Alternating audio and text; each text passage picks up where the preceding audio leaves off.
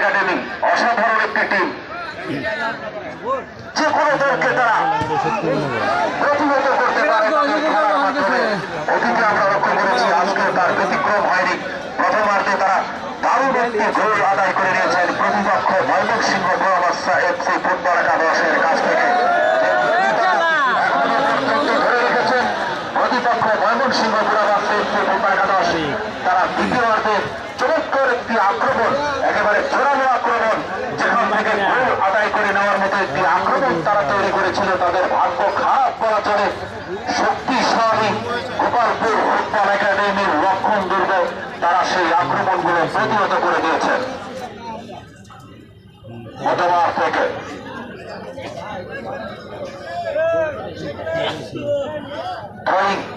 Mymensingh গোয়াবাচ্চা FC football একাদশ রবিন আবারও বল চলে গেল সাইড লাইনের বাইরে। ভাগের খেলোয়াড়দের প্রত্যেকটা আক্রমণ তিনি নষ্ট করে দেন সেই সাইফুল। এবং একটা জিনিস আমরা লক্ষ্য করেছি, ময়মনসিংহ গোয়াবাচ্চা ফুটবল একাদশের স্ট্রাইকারের অভাব আজকে। গোলমুখী শট করার মতো খেলোয়াড় এখনো আমরা দেখিনি, এখনো তারা জ্বলে উঠতে পারেনি। গোলমুখী শট তারা এখনো পর্যন্ত করতে পারেনি। অবশ্যই প্রতিপক্ষ গোপালপুর ফুটবল একাডেমির গোলপোস্টে বারবার আঘাত হানতে হবে। বারবার আঘাত হানলে অবশ্যই একটি না একটি আঘাত রক্ষণ দুর্গ ভেঙে সরাসরি নেটে চলে যাবে। তখনই দর্শকদের অর্থাৎ ময়মনসিংহ গোয়াবাচ্চা এফসি ফুটবল একাদশের যে সকল দর্শক আছে তারা আনন্দে উল্লাসে তাদেরকে মাতিয়ে দেবেন। সিলেট সুনামগঞ্জ থেকে যিনি আগত, অত্যন্ত অভিজ্ঞতার পরিচয় দিয়েছেন আজকেও, এবং অতীতে প্রত্যেকটি খেলায় তিনি অভিজ্ঞতার পরিচয় দিয়েছেন। আমরা লক্ষ্য করেছি ইতিমধ্যে দুটি খেলায় তিনি সেরা গোলকিপারের পুরস্কার জিতেছেন। দোলন কবি চমৎকার শেষ পর্যন্ত রাখতে পারলেন না। আবারও রবিন টোকা দিয়ে সামনে বাড়িয়েছেন গোপালপুর ফুটবল একাদশের একেবারে ইয়াংস্টার, একবারে তরুণ তুর্কি ফুটবল আরবান্তুল্লাহ ছিলেন সতীর্থ খেলোয়াড় মিশু। 11 নম্বর জাতীয় দলের খেলোয়াড় কর্নার প্রান্ত দিয়ে আক্রমণে যাওয়ার চেষ্টা, চতুর্থ খেলোয়াড় সাগর তাকে বাড়িয়েছেন। এখনো মিশু ভাসিয়েছেন হাওয়ায়। আরবান্তুল্লাহ চমৎকার একটি হেড করেছিলেন, গোলরক্ষক ছিলেন প্রস্তুত, তিনি তার বাম দিকে ঝাঁপিয়ে পড়ে সুন্দরভাবে বলটি নিয়ন্ত্রণ করে নিলেন। সেই সাথে গোলকিপ ময়মনসিংহ গোয়াবাচ্চা ফুটবল একাদশের অনেক দর্শক, বিশেষ করে আমাদের স্কুলের ছাদে, যেটি আমাদের যেখান থেকে ময়মনসিংহ গোয়াবাচ্চা ফুটবল একাদশ এখনো কিন্তু বিপদ কাটেনি। নিজেদের সীমানাতেই বল অবস্থান করছে। আবারও বিপজ্জনক সীমানার কাছাকাছি ওখানে আছেন দোলন কবি, তিনি বল নিয়ে দ্রুত গতিতে এগিয়ে যাচ্ছেন। বল পেয়ে গেলেন চাকরি, বাড়িয়েছেন চতুর্থ খেলোয়াড়ের উদ্দেশ্যে। আবারও দোলন কবি, ততক্ষণ রক্ষণ ভাগের খেলোয়াড় বিপদ মুক্ত করলেন। বল চলে গেল সাইড লাইনের বাইরে। থ্রোয়িং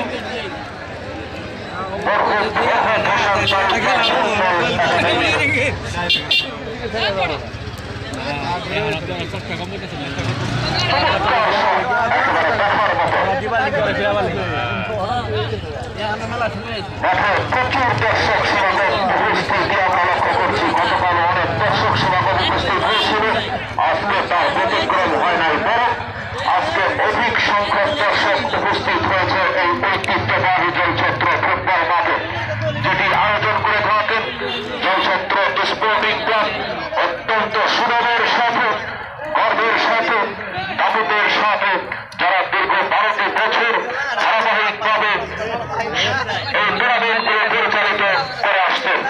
সেই সাথে যে সকল দর্শক বিভিন্ন দূর দূরান্ত থেকে আপনারা প্রতিদিন খেলা দেখতে আসেন, এই টুর্নামেন্ট পরিচালনা কমিটিকে সহায়তা করে থাকেন, সেজন্য আপনাদেরকে আমরা আন্তরিক শুভেচ্ছা এবং অভিনন্দন জানাই। জলছত্র স্পোর্টিং ক্লাব তথা টুর্নামেন্ট পরিচালনা কমিটির কোন সার্থকতা নেই। সার্থকতা শুধু একটাই, শুধুমাত্র দর্শকদের বিনোদন দেওয়া। এটি হচ্ছে ঐতিহ্যবাহী জলছত্র ফুটবল মাঠের গরিবের মিনি স্টেডিয়াম, যেখানে প্রতিটি টুর্নামেন্টে প্রতিটি খেলায় হাজার হাজার দর্শক সমাগম উপস্থিতি আমরা লক্ষ্য করে থাকি, এবং প্রতিটি খেলায় সরাসরি লাইভের মাধ্যমে বাংলাদেশের বিভিন্ন জেলা উপজেলায় মহিলা ফুটবল দলের ফুটবলার ছিলেন এবং সবচেয়ে একজন নারী ফুটবলার। সুপ্রিয় দর্শক শ্রোতা মণ্ডলী, গোপালপুর থেকে বরুণ পাড়া থেকে তিনি গোপালপুর, তারা অসংখ্য ফুটবলার বয়সভিত্তিক দলেই তাদের এই একাডেমি থেকে খেলে থাকে। আমাদের মাঝে আজকে প্রধান উপদেষ্টা টুর্নামেন্ট পরিচালনা কমিটির মধুপুর উপজেলা শাখার বিপজ্জনক জায়গায় সেখানে কি হয় বিশ্ব বিপজ্জনক ফুটবলার 11 নম্বর তার পরিচিত গোপালপুরের কৃতি সন্তান আবার বাড়িয়েছেন শেষ পর্যন্ত যাত্রী থেকেই সজ্জিত ফুটবলার বর্তমান থেকে ম্যাচ পরিচালক জনাব শাহ আলম, তিনি দেশের বাইরেও ম্যাচ পরিচালনা করেছেন। জামালপুরের এই অভিজ্ঞ ম্যাচ পরিচালক আজকে কঠোর হস্তে ম্যাচ পরিচালনা করছি। সুপ্রিয় দর্শক ও শ্রোতা মণ্ডলী, আমরা অবশ্যই ম্যাচ পরিচালক যে সিদ্ধান্ত দিবে 100% শিওর সিদ্ধান্ত, 100% রাইট সিদ্ধান্ত, আমরা সেটাকেই গ্রহণযোগ্য বলে মনে করি।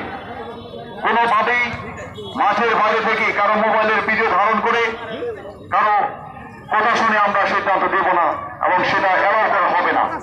অবশ্যই মাঠে রেফারি যে সিদ্ধান্ত দিবেন সেটা 100% চূড়ান্ত বলে গণ্য করা হবে। সুপ্রিয় দর্শক ও শ্রোতা মণ্ডলী, Jalchhatra super cup football tournament 2025 আয়োজনে জলছত্র স্পোর্টিং ক্লাব নিশ্চিতভাবেই তারা একযোগ করতে আয়োজনে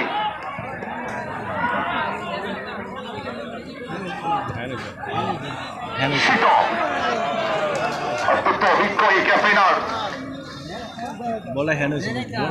ভারতের যে একটা টুর্নামেন্ট হয় মাহারি, সেই নকরেক মাহারির এই ফুটবলার শীতল নকরেক যারা ফাইনাল খেলেছিল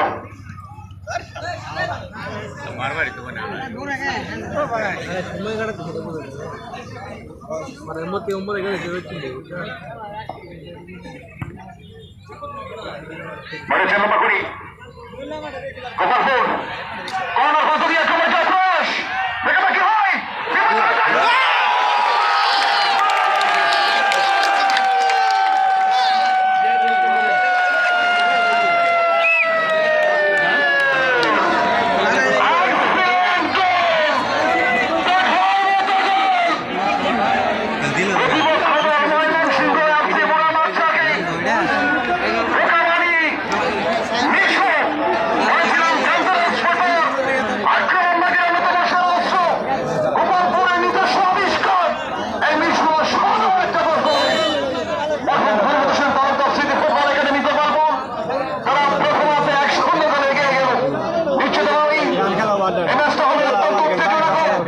অত্যন্ত শ্বাসরোধকর বলেছিলাম। বন্যা হলে বন্যা হলে আমরা দর্শকদের আওয়াজ পাই না। নিশ্চিতভাবেই খেলাটার বাকি রয়েছে দর্শক শ্রোতা মণ্ডলী। প্রথমার্ধের খেলা চলছে, হাড্ডাহাড্ডি লড়াই হবে। আদিবাসী টিম এই টিমটা যদি 1-0 করে পিছিয়ে থাকে, দ্বিতীয়ার্ধে তারা কোন ফুটবল খেলবে, কোন ফুটবল মাঠে